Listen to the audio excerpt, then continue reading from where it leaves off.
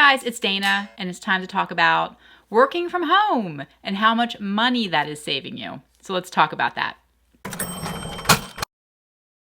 Okay, so my husband and I both work full-time for an employer. We both have day jobs, and we've been working from home for 4 months now, or more than that actually, since March 16th. We've been working from home due to the pandemic.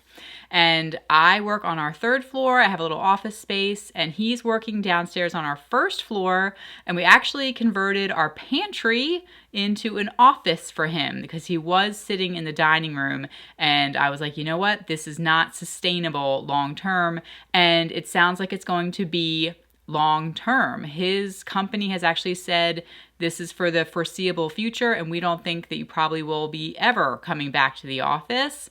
And I have no idea when or if I'll be going back to the office, but it seems like a lot of companies now are thinking, hey, we have proven that this works, so we are probably going to be closing down some of our offices. I have friends and family who their employers have actually already said that they will be closing down their offices and that everyone's going to just continue working from home because we have the tools in place and it's working, and it obviously cuts down on costs for your company if they don't have to pay rent and all the upkeep that goes along with having a building for employees. You know, they don't have to buy toilet paper for you. They don't have to stock cups and coffee and teas and all that stuff that comes along with an office space.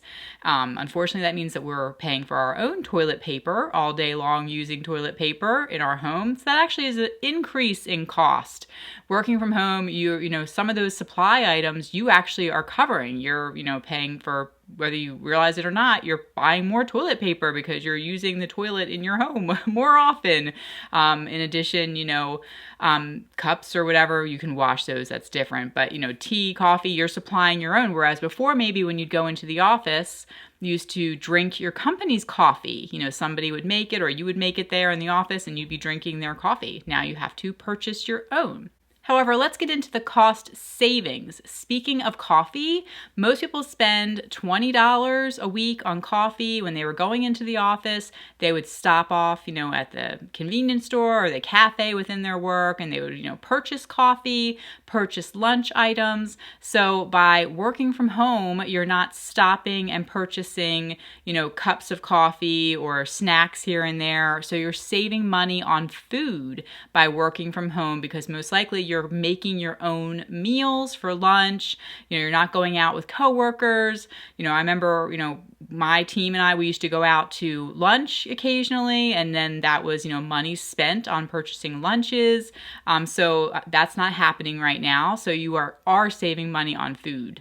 Then there's the obvious of commuting. Gas money. I continue to look outside at our cars and think, wow, we are saving so much money on gas by not commuting into work. So in the US, the average commute time is 26.4 minutes one way. So most Americans were spending, about an hour in the car every single day commuting to work and back. And so that is gas money that you are saving by not having to drive anywhere.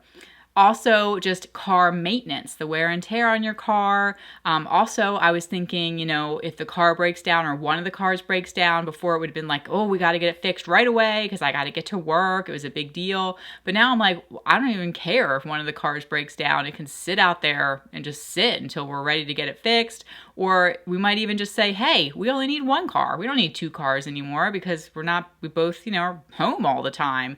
So it's more possible now for families to get by with just one car, or maybe no car. If you just want to do ride sharing and you can walk within your town, I don't know what your situation is, but it might be possible to not even have a car at all if you're working from home.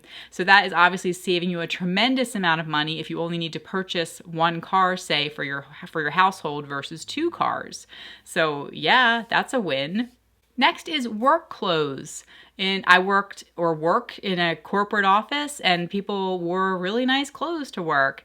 And so I don't need to worry about buying clothes. Basically just some nice shirts maybe if you're going to be in a video conference, but pants, sweatpants, all of that, no problem, right? You can wear your jean shorts. I wear Crocs pretty much every day, so I don't have to buy shoes.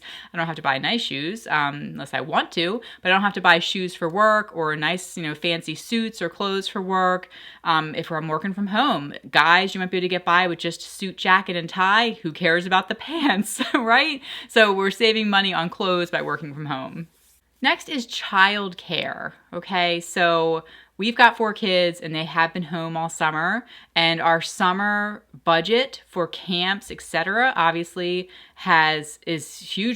is largely different than what we had planned for because we're home. So we don't really need them to go somewhere or pay someone to be with them or pay for camps, not to mention some camps were not open yet, but it's cut back significantly on childcare costs. Or if you have had to pay for daycare to go to work, summer coverage, we're in summer right now in the United States, but you obviously don't need to spend as much on childcare if you're in your home, especially if some older kids or, age 10 or whatever. They don't need that constant, they can usually fend for themselves a little bit in the house during the day with a little bit of you engaging with them on and off throughout the day.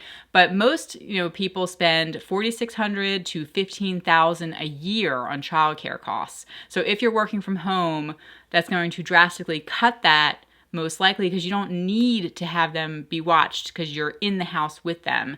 So that has really saved a lot of money for a lot of people. So I think it's good sometimes to focus on the good side, right? We need some good news.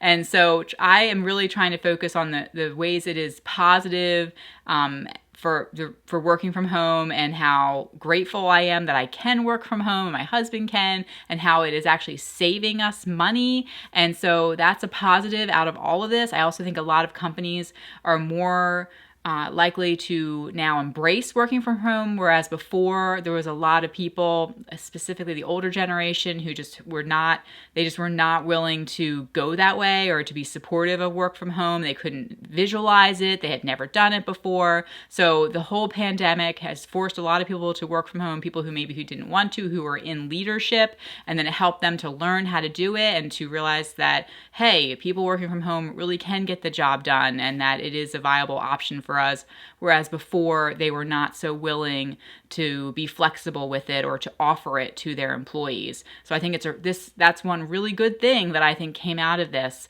for a lot of people, because I have been, a strong supporter of working from home for years and years and years. I think that I actually work harder when I'm at home than when I'm in the office. There's less distractions, and so I can focus more on my work, children aside. But usually in the office, a lot of people spend a lot of time just socializing, walking around, talking at the water cooler, as they say, and not necessarily being productive. And so I think that working from home, usually people are grateful that they're given the opportunity to work from home, that they have their job, and that they work harder. Also, sometimes that's a downside. Your computer, your office is there in your home. You can't get away from it. So that means nights and weekends, sometimes you end up online working, and it's hard to sometimes separate from work and home when you're working from home. But from the employer's perspective, you're right there. You got your work with you all the time, which means most likely you're getting even more done. So, but anyway, it's helped us to save a lot of money. Like I said, in gas, that's what I keep focusing on, is how much we're saving in gas, and also just the wear and tear in a car, and that we only need one car for our family now instead of 2. And that's very significant. So let's rejoice in the positive side of this. Okay, so that's it for now. We are waiting and seeing as far as school goes. Our school has not made announcements yet as far as what their plan is. So for the fall, and also I'm waiting and seeing as far as the next package, CARES 4. Is there going to be another stimulus check? I will make a video about it as soon as, there's a final decision out there. So far, it's just a lot of back and forth. So between, the House and Congress. So I'm just kind of waiting. So we'll see what's coming with that. But hope you guys are well. Hope that you are focusing on the positive side of things. And I'll talk to you in the next video. Bye, guys.